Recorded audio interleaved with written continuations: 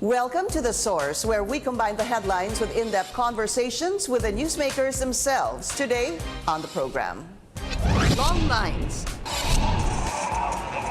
Operators and drivers all wanting to get the new fare matrix. Gutom at saka pagod. Matagal na nga kami dun sa rooftop kanina, inabot kami sa rooftop. This after the LTFRB's approved jeepney and bus fare hikes take effect. Hindi naman din po tayo nagkulang kasi the fare matrix have been ready even a week before that week during the holiday. But the Transportation Department wants to review the board's decision. Ang problema kasi kay Chairman Delgra, hindi siya marunong makipag-dialogue. And we get to know his response to calls for his resignation. You want a soundbite? Trabaho lang po. LTFRB Chairman Martin Delgra joins us live. And later, time heals everything. And that includes the ozone layer. That's for today's In Focus.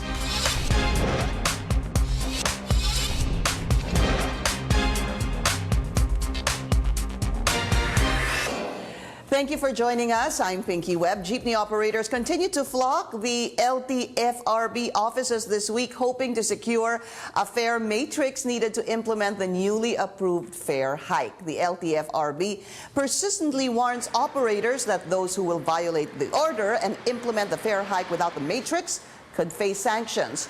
But operators, on the other hand, complain about the slow release of the matrix. Also, groups are calling for his resignation, saying he does not consult with stakeholders.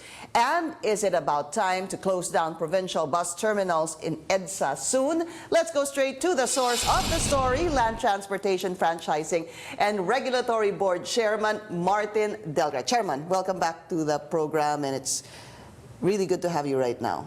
Thank you for inviting us again, Pinky. And good morning to our televiewers. Good morning, sir. You have a lot of complaints and criticisms. Drivers and operators complaining about the long lines, the wait, and the price tag of the fare matrix. Sir, let's start with the long lines. Okay. What happened? Insofar as the preparation is concerned, we actually are prepared on the fare matrix at least a week before the effective implementation of the decision, which is November 2. Friday last week, no, sir? Yeah, November 2. And even a week before that, the fare matrix were already ready. Perhaps, if I may probably recall, there were some events which might probably have contributed to the long lines, among which was that there was that pending motion for consideration, which we resolved only a few days before the effectivity of the decision. Second, insofar, I think you're referring only to the NCR regional office. We would understand that that office is actually located on the second floor, and we understand that the place is a bit small comparatively. So during a meeting yesterday afternoon with the heads of the divisions, I have to call them for a meeting because of the reports that we're getting. And so we're transferring the distribution of the fare matrix for NCR to the central office, which will have much more space starting today until we will be able to distribute and release all the fare matrix for Metro Manila. That includes, by the way, because there are two sets of fare matrix. Those local routes covering Metro Manila are being distributed and issued by the NCR regional office. And the other one, which cuts across the provinces beyond the political jurisdiction of Metro Manila. I'm referring to PUJs that goes to Bulacan or to Rizal or even to Cavite. It's the central office which issues the fare matrix. So it's actually ongoing. There's no issue about long lines in the central office. Okay. So we're now transferring. You're moving that now. Now they can get it along at East the Avenue, central Quezon office. City. Yeah, so it's clear. East Avenue, Quezon City. You said that place is being rented. How? No, I'm referring to the NCR regional office. Okay, now they can get it at the NCR central office. Tama ho ba? It's the central office of the LTFRB. Okay, central office rather of the LTFRB. That's where they're supposed to be lining up right now. Yes. In fact, about 8 a.m. I heard a news report that there were about more or less 100 people already outside because prior to 8 o'clock, because I think it opens at 8 a.m., sir. Yes. Tama ho ba? Let's just go back, sir, to Monday because this is what we saw on television and these are the news reports. Complaints of queue at the LTFRB East Avenue. Tama ho ba? And Tuesday, doon naman po sa LTFRB NCR. The lines, sir, were reaching till the third floor? I actually have not seen the long lines in the central office of the LTFRB. Although the report that we are getting is actually the long lines were at the NCR regional office, which I was referring to is located in the second floor of a building which we are renting. Okay. When you see this, sir, kasi what happened here, sir, is that media... That refers to the, I would suppose, at the NCR regional office. Okay. Media apparently was not allowed to enter. So some enterprising people, what they did was they got the video of the operators or jeepney drivers who were actually allowed inside. Did you ban media from covering this to see the long line, sir? No, actually, insofar as the events that are happening, unfolding yesterday, everything is open insofar as what is going on yesterday. But nevertheless... So media was not banned? Media was not banned? They could enter? Yes. Okay. There were inquiries that I got and I said, yeah, you can cover. Yeah. Bakit? Meron ho bang time talaga that there was a moment that media was not allowed to cover? I would not know if that is the case. Okay. When you see this, sir, is there a need to apologize to the operators or the drivers because of the long queue since Monday, sir? Well, as I've said, this is regretful, to say the least. No? That's why I have to apologize. That is, but nevertheless, two things that I would like to say. I was surprised. That's not the kind of event that I would be handling insofar as the agency is concerned. But nevertheless, when I was told about that. The past events about issuing fare matrix years ago, no, was even worse. I said, nevertheless, that's not the kind of standard that I want to look at. So that's why we need to address that. Yesterday, that's why we need to bring the distribution, the issuance of fare matrix to the central office, there is more space. Yeah.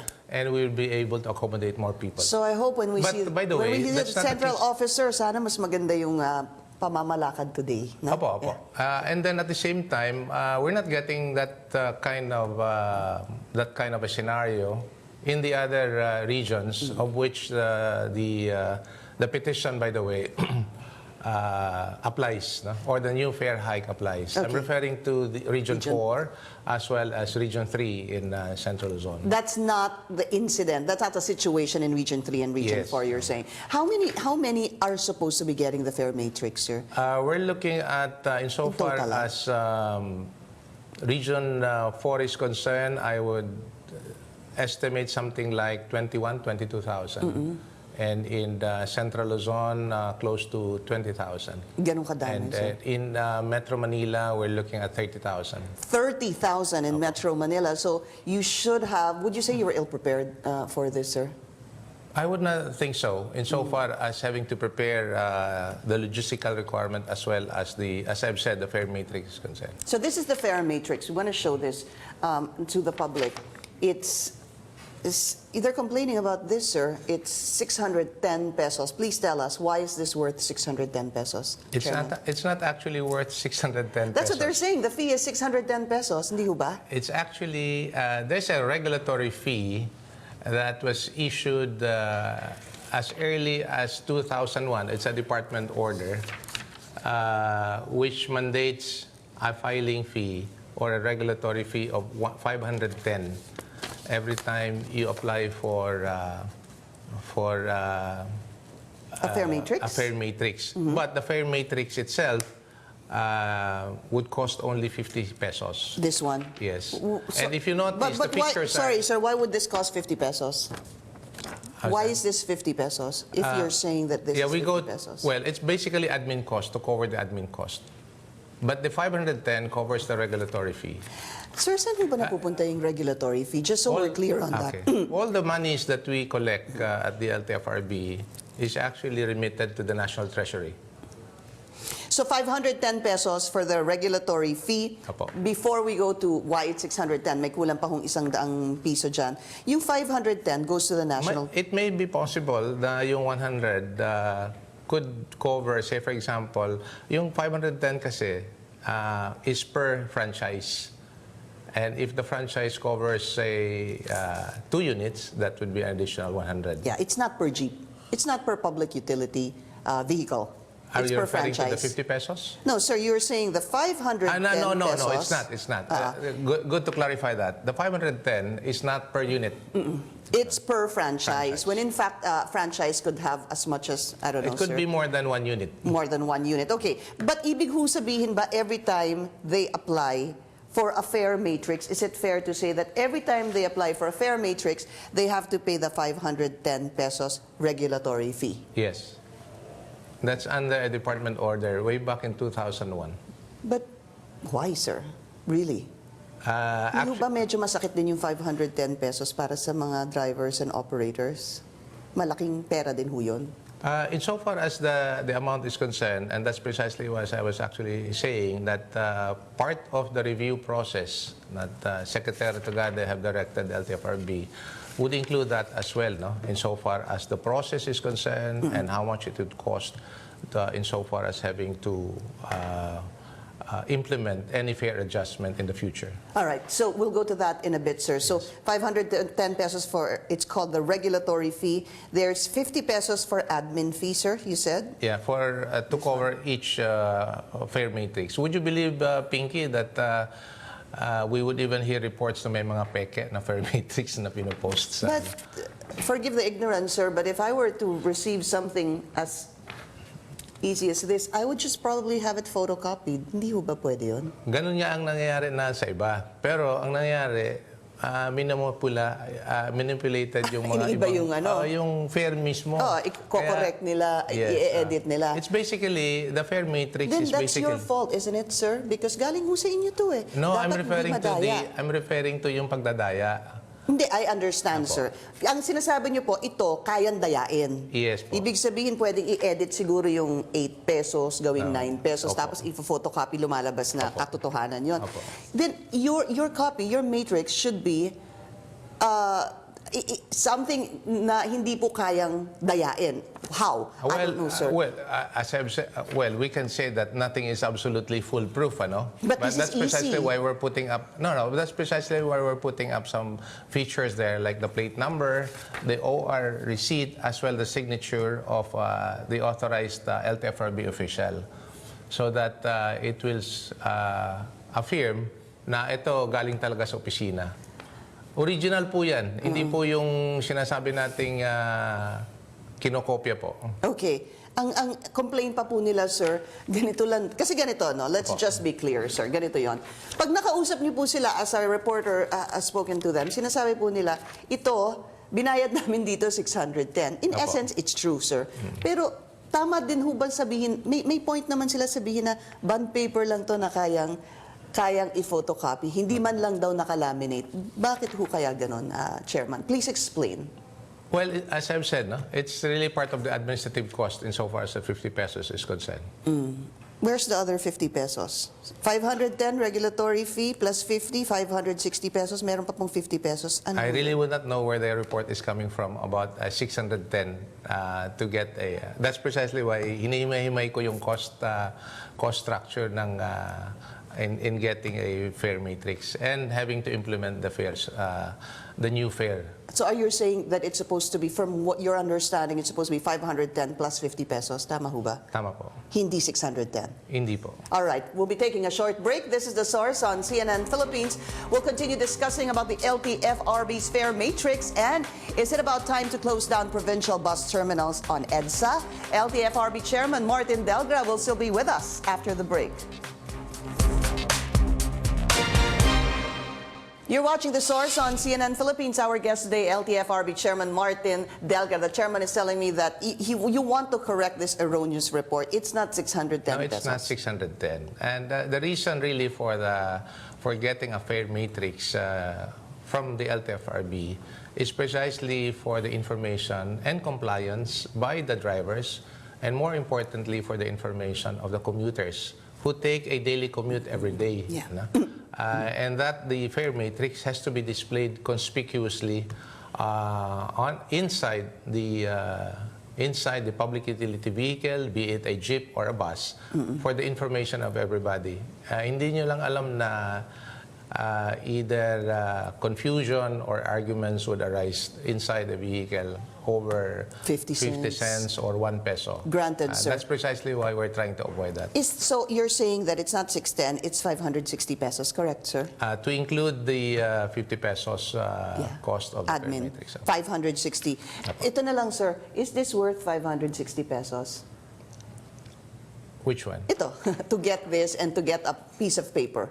No, if you're referring to the regulatory fee, that's the reason why it's actually in a department order that we're sinusunod po natin yan. Anyway, you're saying you're going to review this. Yes po. At siguro diretsahan na lang, sir. Hindi ba mahal yung 560? We will take that up in the review. All right. Let's listen to some of the statements or reactions of the public or the jeepney and operators on the fare matrix. Grabe, napakahirap. Gutom at saka pagod. Matagal na nga kami dun sa rooftop kanina eh. Tapos mabagal umusad. Pinagkakaloob sa amin ng pagtaas ng pamasahe, hindi pa rin namin nakukuha dahil doon sa bagal ng sistema ng kalakaran ng requirement ng LTFRB na hindi naman pala sila handa doon sa pagbibigay ng per matrix. Kaya kami, ang lumalaban kayo, luging-luging na kami ngayon. Signature lang. Tsaka yung plate number. Tsaka wala yung landmark. Walang landmark. Wala yung mga lugar. Flash and dry seal. Parang Xerox ka lang siya eh. Last time na nag-minimum ng 8 pesos, may color. Tapos makapal yung paper. May color, tsaka makapal yung papel. Masisira nga naman ito sa jeepney ho ba, sir? I mean, they need to laminate this. We need to discuss a number of other things, sir. They're also questioning the landmark. Dahil dati daw, landmark to landmark. Apo. Tapos ngayon, per kilometer daw. Please explain this to us, sir. Yeah, I've asked that about it also as to what has happened before. As I've mentioned, mas grabe pa nung una daw yung pagdidistribute ng mga fare matrix.